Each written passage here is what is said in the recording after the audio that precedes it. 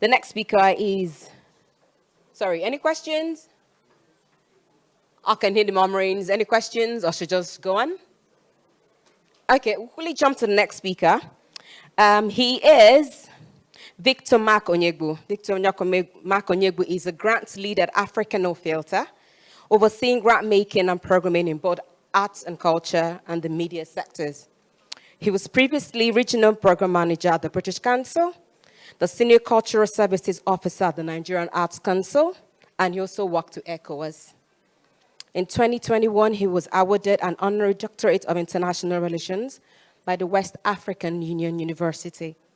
Victor has over 15 years in corporate program management.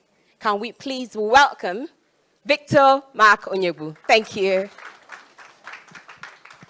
Why are you changing my... Hi, good. It's afternoon. Okay, yeah. So good afternoon, ladies and gentlemen. My name is Victor Mark-Onyegbu, and as rightly introduced, I'm the grants lead at Africa No Filter. I oversee grant making and programming in the Africa's media sector and the creative industry sector. I used to work for the British Council several years ago, and so Ojoma was my boss. She's still my boss till today. She's the one that cut the soap that we have been using to climb that ladder. So I think she has stepped out. So thank you so much for having me here, and thank you so much to Ijoma.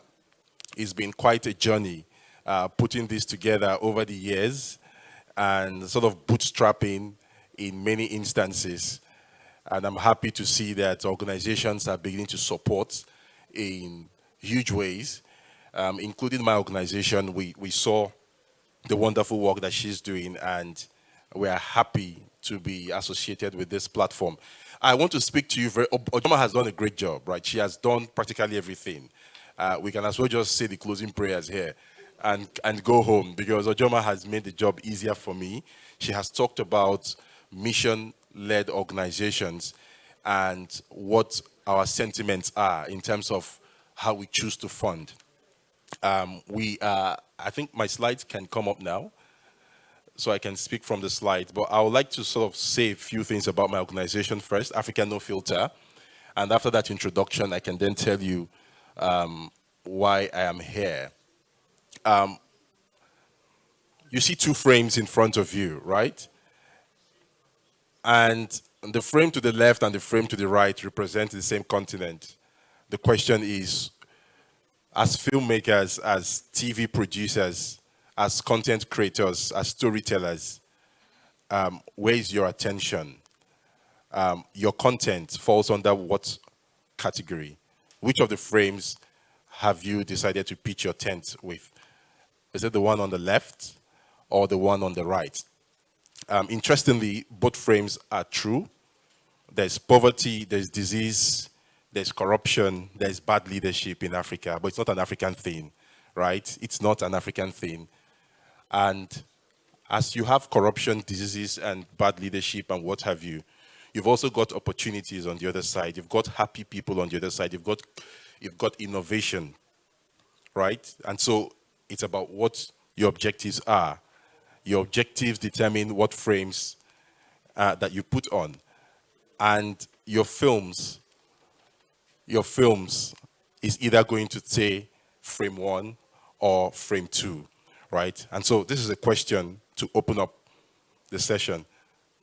Your films have been on the basis of which of these frames, the left or the right? As for myself and my organization, Africa No Filter, we have decided to focus on the frame on the right, because we believe in the fact that we can have nuanced, contemporary, and balanced perspectives about Africa that talks about the challenges as well as the opportunities on the continent. Right, next slide. Africa No Filter is a narrative change organization, and what we do is, to break it down to the simplest terms, we are concerned about the way the rest of the world sees Africa and engages with Africa. That's our concern, that's our focus. How does the rest of the world, and even Africa itself, see itself and engages with itself? How does the rest of the world see Africa and engage with Africa? And that's our primary concern. We work with storytellers and storytelling platforms. You are all storytellers, and either as organizations or as individuals. We work with you, storytellers in different aspects of creativity who are telling stories in diverse formats. We work with them to ensure that they're empowered to the point where they can begin to push back on negative stereotypes, shift harmful narratives about Africa on their own, with or without our support in the long run. So that's our mission. Our mission is to see an ecosystem that is empowered and strong enough, have the right resources to be able to do this on their own. Next slide, please. Our priorities as an organization, and I'll breeze through this so we can talk a bit more about the funding part. I know that's the interesting part. Our priorities as an organization, have been categorized into 4 pillars. The first pillar is research. And what we do with research is to provide empirical leaning, empirical basis to back up the direction of travel, right? How does narrative affect us in diplomacy, in politics, in trade, in commerce, and all the other facets of the society? There are consequences to bad narratives. There are consequences to negative stereotyping. You don't get a seat in the room as a result of the perception of value, right? So what value do people think you can offer? Do people think you can bring to the table? And that gets you a seat in the room. So you can see that narratives are more or less the foundation of the building, and you can't build anything tangible on top of negative stereotyping because it affects the perception, affects virtually every other thing, subsequently. And so we do our research to show the impact of harmful narratives, climate change, in just different, name it, different facets of the society. And then we also have a major pillar around building a community of storytellers, empowering them, linking them, identifying this community, linking the community up in such a way that they can leverage on one another's strengths, and they can also leverage on the strengths of organizations, right? The third is new narratives, where we give grants, we give support in form of grants to content creators, to storytellers who can crowd in and pull in more nuanced, balanced perspectives about Africa, right? So that is content focused. We fund storytellers, filmmakers, musicians, and just name it, painters, visual artists, contemporary artists, photographers. We fund content creators and storytellers with grants in order to pull in the kind of content we think better represents the continent of Africa and gives us the kind of value that then opens the doors and unlocks other opportunities that we think are there. Then the last is advocacy. We act as a narrative watchdog.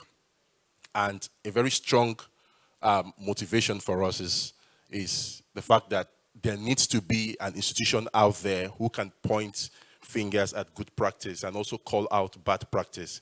We've taken up CNN, just name it. I don't want to mention names, but I think that dropped unconsciously. We've taken up media platforms, huge media platforms. And when I say take them up, we're not taking them up negatively. We're trying to stop the ignorance, right? And we're trying to engage them in ways that they have a better understanding of how to project the continent of Africa without necessarily whitewashing, without necessarily pushing out propaganda, right? There are ways that we can balance your content. And that's what we do in our watchdog role as an organization. Now, let's go to the real issue here, which is how, the next slide, which is how we, and why we fund film. There are so many of you who are very powerful. Practically every filmmaker, film entrepreneur is very powerful, right? And why do I say powerful? Because you have the power to change the discourse, the power to change the agenda, to change the conversation through the content you put out on TV or through the content you put out in the cinemas. It's extremely powerful. There are many people who have never visited Africa, who have known about Africa through what they see on the screens or through Afrobeats. Through Nollywood is our greatest soft power. Nollywood is our greatest soft power. And when I say Nollywood, I'm speaking, in aggregate terms, the film, the TV space, all put together. So we have a great soft power in our film industry. And we say you are very powerful because the fact that the continent has been portrayed in negative light is because we have not really understood and acknowledged the extent of power we have. And we believe that stories are the building blocks to narratives. We complain about negative narratives and stereotyping, but are we looking at the kind of stories that feed that narrative or those narratives? Those narratives that we're trying to push back against are being fed by stories, and those stories are the film content and the TV content that comes out of this audience, right? So it's a very important thing to understand that we are in this because of you. We are in this, there's no better partner, there's no better audience to engage with than the people seated right here in this hall, right? Now, we launched something called the Last Mile Film Fund last year. We experimented with it last year, was a pilot, where we were giving between $5,000 and $15,000 to filmmakers who were at the last stage of their production. So you're a filmmaker, you've done your film, but you are just at the finish line.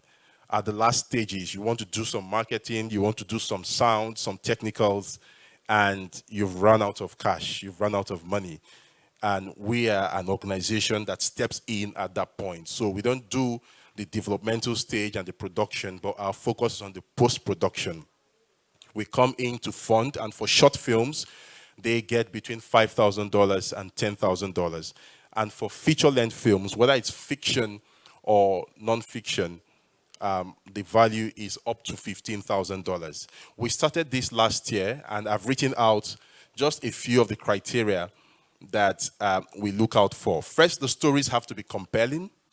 So the fact that they are narrative shifting does not counter the fact that they also need to be compelling, right? They've got to be good stories that are appealing to a broad-based audience, both within Africa and globally.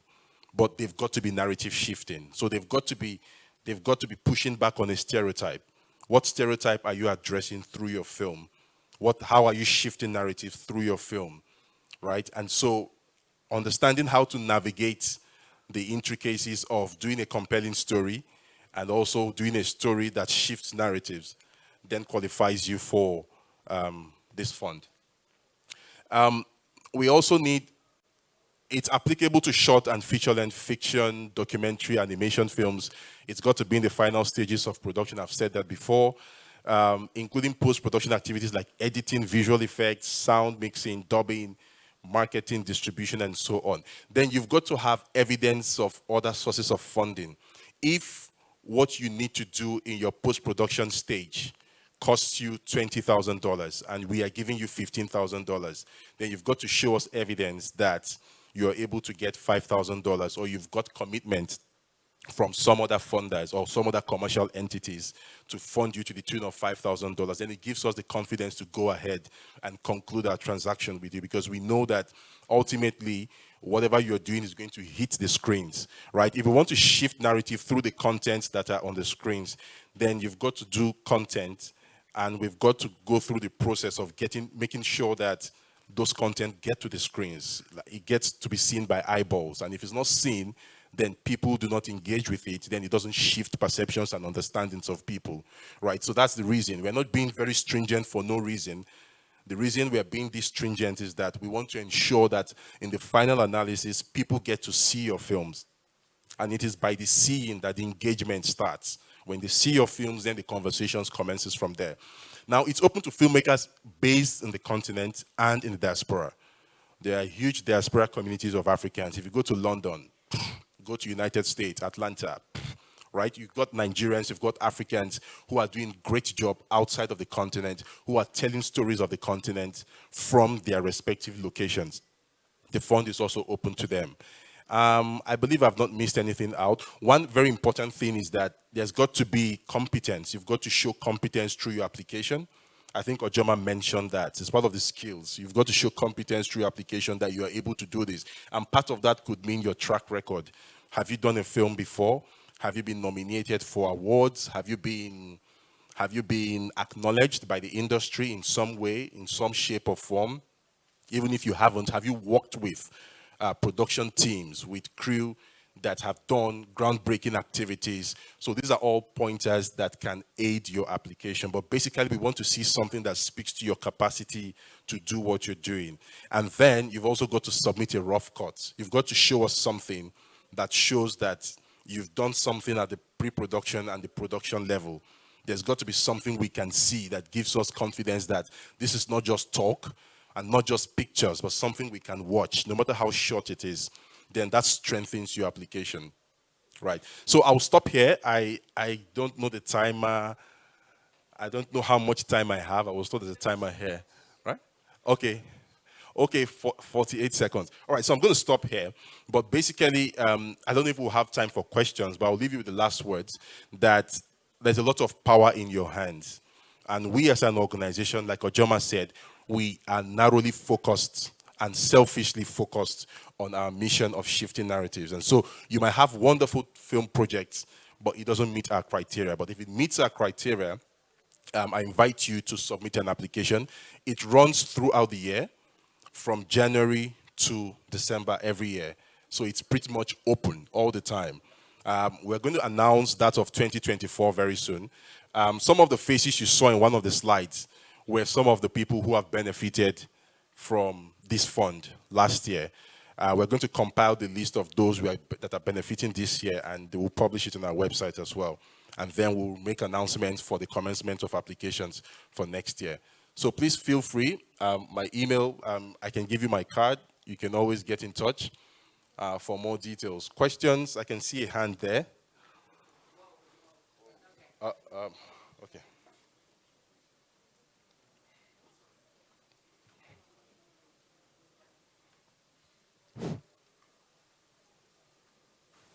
Hello. Okay. Hi. Hi. Sorry. So my question is, do you work purely on non-for-profit, or you work in conjunction with maybe a filmmaker is already gotten a grant from you or from a commercial bank, and then can you come in to maybe do like a completion funding for such a movie or film?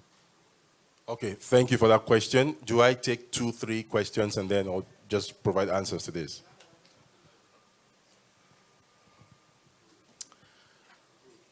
My name is Abdul Karim Mohammed. I'm the founder of Kano International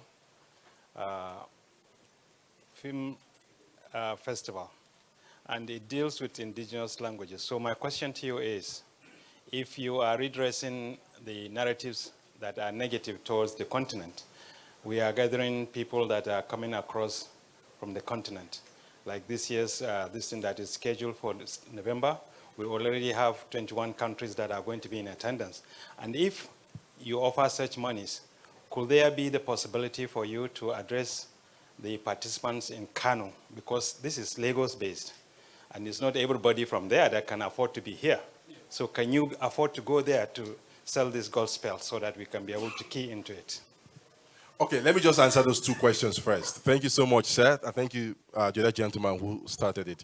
Yes, we can come in. That's a short answer to the question. Yes, if you're a filmmaker and you've done some transactions with a commercial entity, you've gotten some support from them. I know the IP issue, intellectual property issue, is always a naughty issue, but we are very easy and simple. And grant funding is one of the best type of funding you can receive, because we're not attached to your IP. You own your IP completely. All we're asking for is a license to utilize your film content for non-financial or non-commercial purposes, which could include educational purposes, or which could include just making announcements about them, or whatever, but something charitable in line with our charitable objective as an organization, right? So you own your IP completely, and we are not perturbed about whatever IP arrangements you've had with some other entities that might have, offered support or made commitments to you. So feel free. Yes, we can come in at any stage in your post-production to support the completion of your project, regardless of your other engagements with other parties. And then the one about Kano, thank you so much, sir. We know that digital visibility is not available in an equitable way to everyone. There's a lot happening in Lagos, and I happen to, I think the Lagos community get a larger share, lion's share of the attention and visibility of international organizations who provide funding support. There are many reasons for that.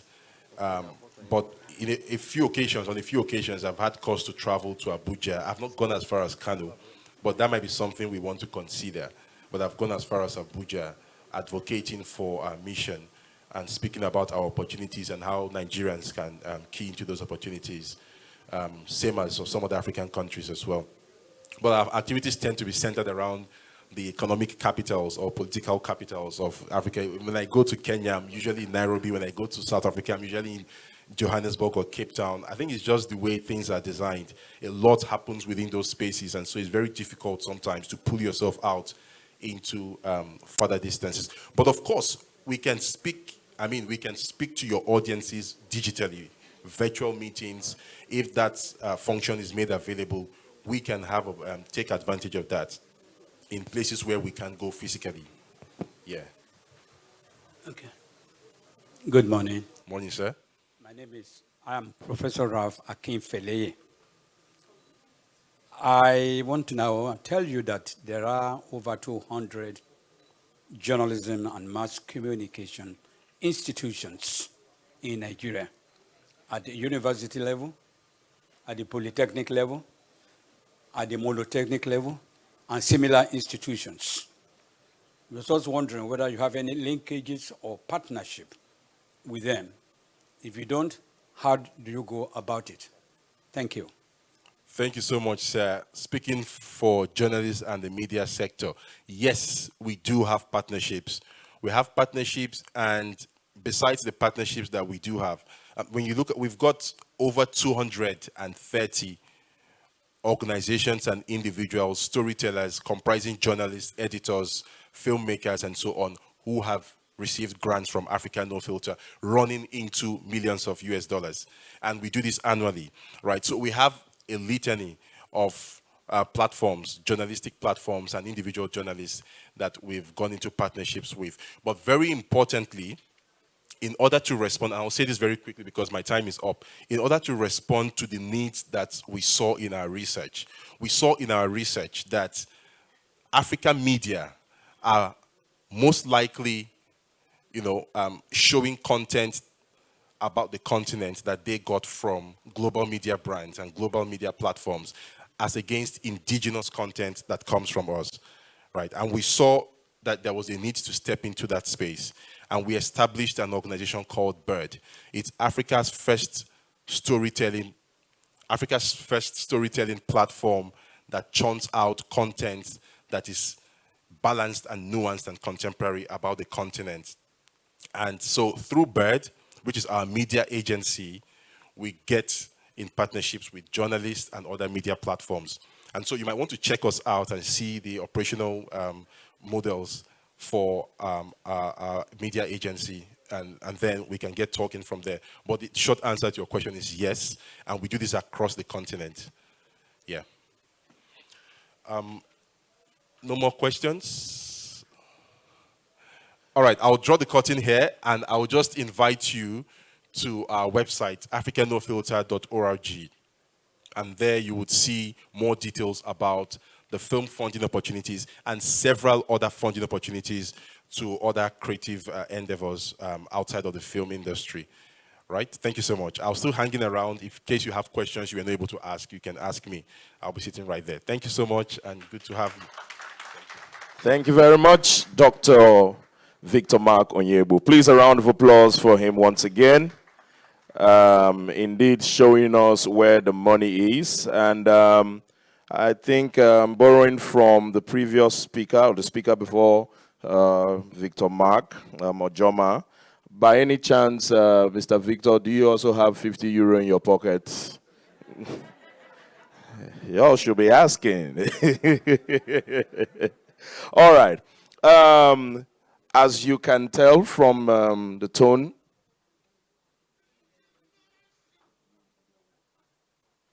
all right, quick information. Ben Okafor, please, you're needed at the media wall. Ben Okafor, thank you.